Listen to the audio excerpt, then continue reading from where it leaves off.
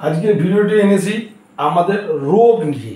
আমাদের কেন রোগ হয়, কি ধরনের রোগ হয়, রোগ থেকে বাঁচবো কি, তার না রোগেই আমাদের জীবন চলে যাবে, সেই ব্যাপারে বিচার করতে এসেছি।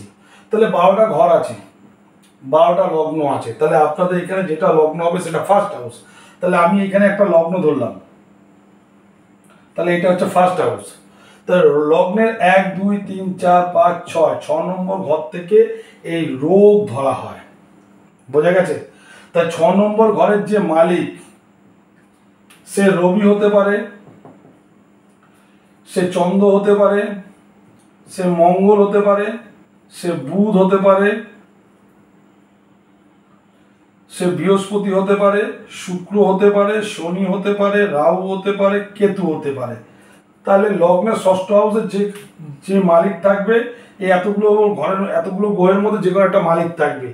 এই ষষ্ঠ ঘরের মালিক যদি অষ্টমে এবং দ্বাদশে, এই ঘরের মালিক যদি অষ্টম, দ্বাদশে বা ষষ্ঠে থাকলে তাকে চিরকালই এই রোগ নিয়ে ভুগতে হবে। আর অষ্টমে আর দ্বাদশে হলে মৃত্যুসম পর্যন্ত মরেও যেতে পারে। ঠিক আছে? তা ষষ্ঠ ঘরের অধিপতি মালিক যদি অষ্টম ঘরে আর দ্বাদশ ঘরে থাকে, তাহলে আপনাদের সেই সমস্ত রোগ থেকে আপনাদের মৃত্যুর কারণ হতে পারে।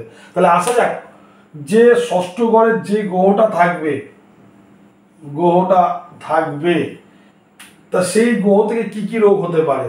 তাহলে প্রথম আলোচনা করি, যদি রবি থাকে চক্ষু, মুখ, এই রোগে ভুগবেন। চোখ আর মুখের রোগ ভুগবেন। মস্তিষ্ক যন্ত্রণা বা মস্তিষ্ক নিয়ে ভুগবেন।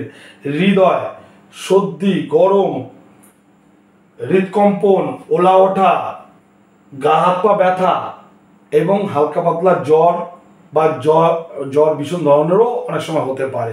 তো রবি থাকলে এই ধরনের হবে। আর যদি চন্দ্র থাকলে হবে গোত, দেখবেন অনেকে পা ফুলে ওঠে, হাত পা ফুলে ওঠে, গোত, গলগণ্ড, গণ্ডমালা, উদরাময়, শুল,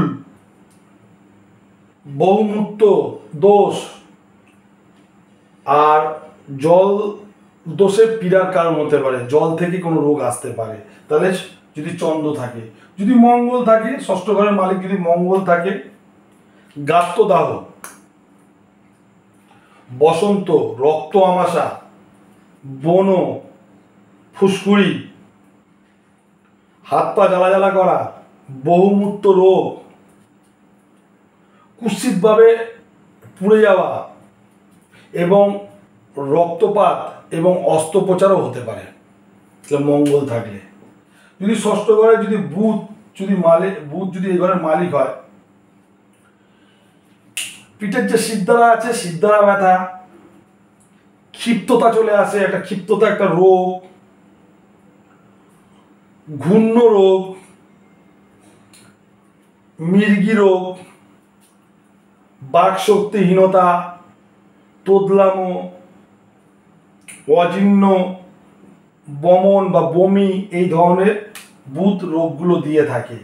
যদি বৃহস্পতি যদি ষষ্ঠ ঘরের মালিক হয়ে থাকে,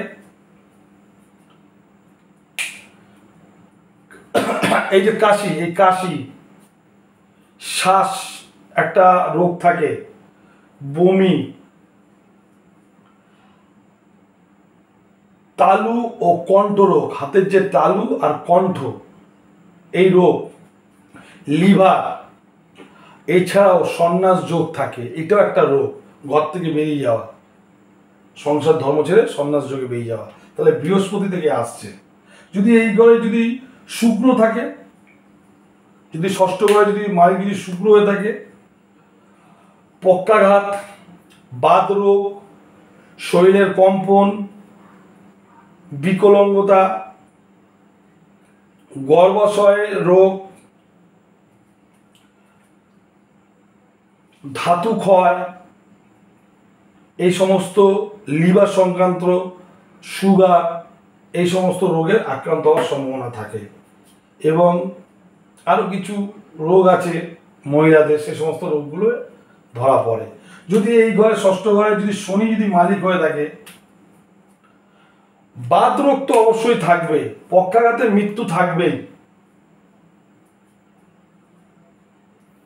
বিকলাঙ্গ হয়ে যাওয়ার সম্ভাবনা আছে, প্লীহা, উদর, শ্বাসযন্ত্র, যক্ষা, বায়ু রোগ পর্যন্ত হতে পারে। যদি রাহু যদি এই ঘরের মালিক হয়ে থাকে, ষষ্ঠ ঘরের রোগের মালিক যদি হয়ে থাকে, বায়ু রোগ থাকবে, শিরপীড়া থাকবে, জলদোষ থাকবে, অজিহ্ন থাকবে এবং লিঙ্গের রোগ থাকবে।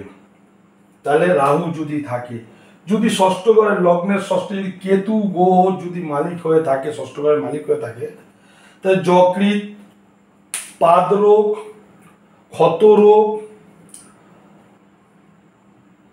দন্তরোগ, চক্ষু রোগ এবং শূল রোগ, এই ধরনের রোগগুলো হয়ে থাকে।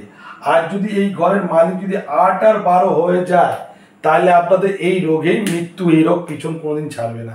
ভিডিওটি ভালো লাগলে লাইক করুন এবং আপনারা অবশ্যই আমাকে সাপোর্ট করুন। রাখছি।